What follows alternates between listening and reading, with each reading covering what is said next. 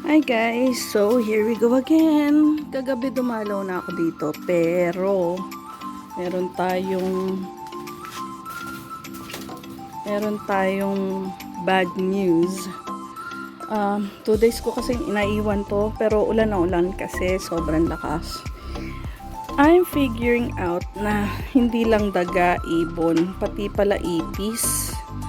Ang daming ipis. Siguro dahil guys, meron tayong ganitong klaseng fence.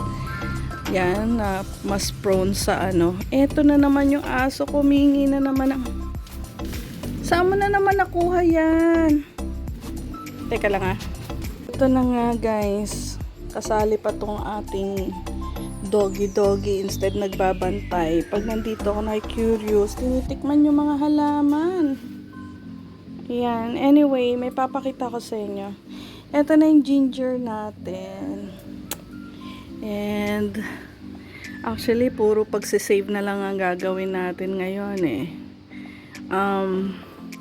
Meron tayong pinaplano. That is another part of our property. Sa may harap naman, tatry tayo maglagay doon kasi yun mababantayan talaga. Mamaya papakita ko sa inyo. Pero update lang muna tayo. Ito na yung okra natin. Lago ng ating oregano. Ginger natin. Pasok tayo. Etong mga okra natin. Ito yung sigarilyas. Ayan. Kaya din na tayo natigil ng 2 days guys. Ayan, may construction kasi kinakabit nila yung nasa taas. So, di tayo makapunta. Tingnan nyo guys, nauubos ang talbos. Talaga bang taggutom hindi lang sa tao? Oh? Pati sa mga ibon. Ito pala yung nakuha ni ano. Galing pala dito sa sitaw. Ayan, ayun sitaw natin. Pagapang-gapang. Ayan. Meron ditong isa. Ayan, ito na pala. Tapos, ayan. Meron tayong mga tinanim dito sa gilid, which is okay. Ito guys, isa-save na din natin. Diba, kaya nga natin inakyat dito para hindi na magalaw. Meron na siyang mga flower guys. Oh. Yung ating pipino. Ayan. Ayan. Pero tingnan nyo naman ginawa dito. Tinanggal na nga yung bulaklak. Tinanggal pa yung dahon. Kaya hindi ko alam kung makakasurvive pa to. Pero yung ating squash na nakatago dito sa gilid, ayan, ano yan eh, nakasabit. Okay naman siya. Ayan. So, eto, hindi ko alam paano kung gagawin. Siguro itatago na lang muna natin yan. O, tingnan mo. Nginat-ngat. Ayun, nginat-ngat. Guys, ito dapat dagdagan ng soil. Teka, dito naman tayo sa kabila. Eto guys, wala na kagabi. Ay no, isang araw pala na kwento ko sa inyo. Pero ayun, sige, check natin. Nagtatry mag-strive yung isang tinanim ko dito na nabawasan na. Eto kasi guys, akala ko okay na. Pero hindi pa rin. Ayan. May tinanim tayo dito, peppermint, pero hindi nakasurvive. O ayan, nagbutas na naman. Hindi ko alam kung shelter hinahanap o ano. Ayan na yung ating talong. So sad. Pero ito yung ating garlic. Tumubo na din yung isa pa nating onion, which is okay. Oh, pati oregano. Ayan. Oh. Yung kangkong, natatandaan nyo? Oh, ayan yung sili natin. Ito na nga sinasabi ko, may nahulog pa. Dali. Going back tayo guys. Natatandaan nyo kung gaano kalago na yung ating kamote tops. Ayan na. Diba? Puro talagang masustansya kinakain nila eh. Ito na yung ating hindi naman nila makakain. Ito yung ating pineapple. Ito yung ating turmeric. So, ang dami pa rin nating isi-save. Buti ito hindi nagalaw. So, save tayo. Ayan, dito tayo sa kabila. Ayan guys, wala na. Etong dalawa lang naman ang tinanggal ko eh. May natira pa. Yan. So, may gagawin tayo dun guys, sa kabila. Ganito din. Dun sa harapan ng bahay. Na maglalagay tayo ng ganito. And isi-save muna natin lahat to hanggang sa maging maayos siya. Ito yung ating oregano, which is very healthy. Ito na yung ating ampalaya. There.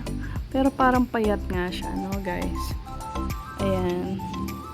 So, siguro dahil maliit yung lalagyan niya. Ayan. Siguro mas dapat lakihan. Pero, how? At this time. Ayun na yung ibang mustasa natin. Parang mas okay kasi pag ito nga kasi nga hindi ko alam kung dahil sa malakas na ulan. Ang lakas kasi ng ulan guys. Ayan. Eto guys yung sinasabi ko sa inyo. Ayan ang liliit. Nakikita nyo ba? Ang liliit ng kagat. So I guess ipis yan. Yun yung nakita ko kagabi nung lumabas ako. Sinubukan ko. Tingnan nyo. Pati garlic. Kinain. Dalawa yan eh. Dalawang ganito. Buti may masasave pa tayong kamatis. Eto guys yung sinasabi ko sa inyo. I-enclose na sana natin siya. Natigil lang kasi nga natigil lang dahil nga umulan at saka may ginagawang construction dito. Gagawin natin, i-close natin so para hindi na makadaan yung mga pero bubutasan natin ng maliit lang para maka-escape yung water. Titingnan natin kung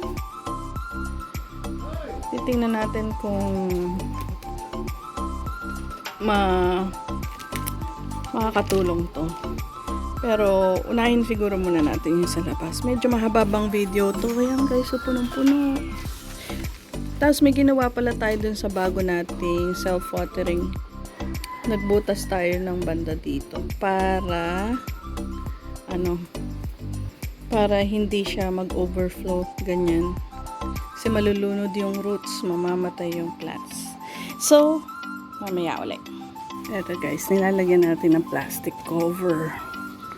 Tsaka itong part na to para hindi makapasok yung mga ipis. Yan. Kasi ito, hindi na siya makapasok dito eh. Yun lang, itong malalaking butas. Tapos lahat ng isa-save muna natin, dito muna natin ilalagay. Tsaka natin i-figure out paano natin masisil yung part dito, tsaka part doon. Para hindi nasasayang yung gulay. Ay, eto pala guys, kagabi meron pa yan. Ngayon, wala na. Puno yan kagabi. Diba? Saya. Ayan guys, dito natin ipapwesto. Tatali natin dito sa beam para magkaroon tayo dito ng hanging garden. Ayan guys, dito natin lalagay yung hanging plants natin. Dito natin isasabit. Tapos nagawa na natin to actually guys gamit ang soldering, tama ba? Gun. Mainit siya na may bakal sa dulo. Yan, ginagamit nyo parang pang welding sa mga electrical. Yan yung pinambutas natin.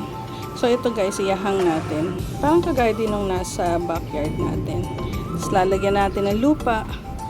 Tapos, kumuha tayo ng natirang lupa dun sa likod. And, yan ang gagamitin natin na yun. Ayan guys. Sa tingin ko, akyat ko lang ng konti. Or pwedeng ganyan. Kasi maliit ako guys eh. Hindi ko siya maabot. Pagka naman, tama lang siguro yung 3 hanggang 4 na bottles. Iksian ko na lang siguro yung yung in between nila. Iksian ko na lang para hindi masyadong malayo. Ayan. So, gagawa tayo din several kasi meron tayo dito nito. Lalahatin natin dito. Yan. Yan guys, nakakadalawa na tayo. Turo ko sa inyo. Meron tayo dito. Turo ko lang paano ko ikabit. Kailangan nyo ng cable tie. Ayan. So again, meron tayong butas. 2 dyan. And teka lang. Tsaka meron sa ilalim ng 2. Ito. So syempre, unahin mo yung sa taas. Bubuksan mo. Yan. Tapos ito ipapasok mo.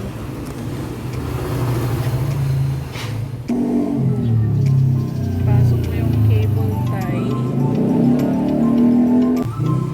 Sunog na ako guys, oh.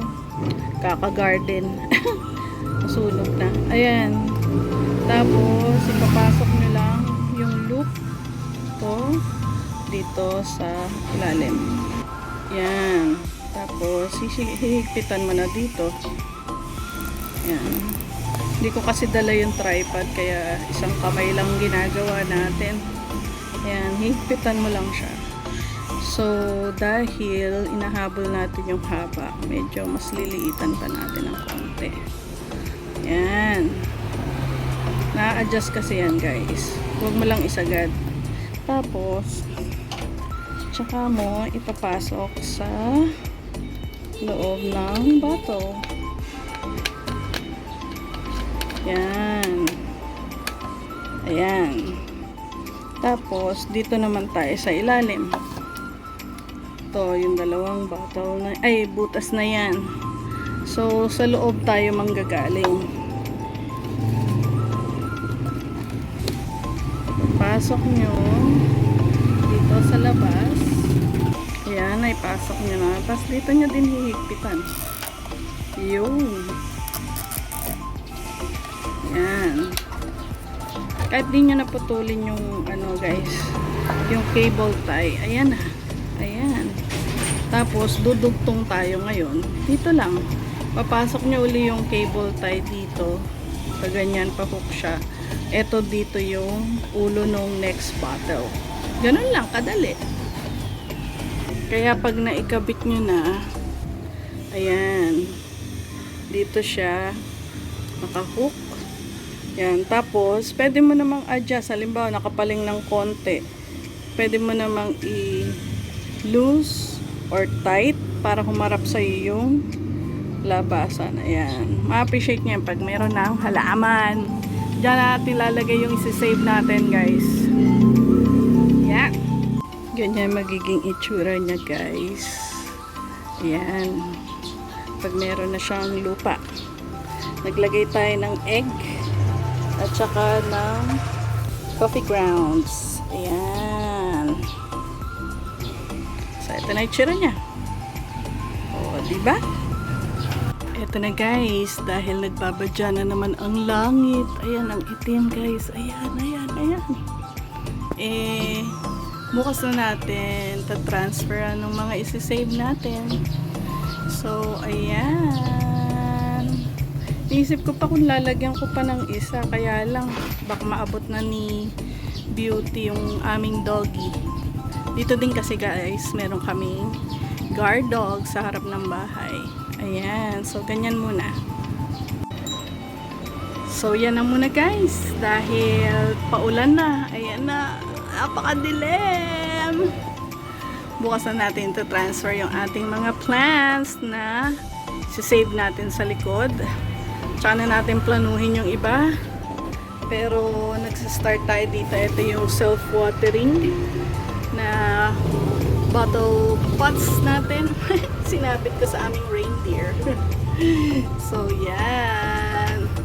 Check natin kung hindi, pagpangit talaga, transfer natin dito. So, ayan, ang ingay na kalsada. Yun muna guys. Bye-bye!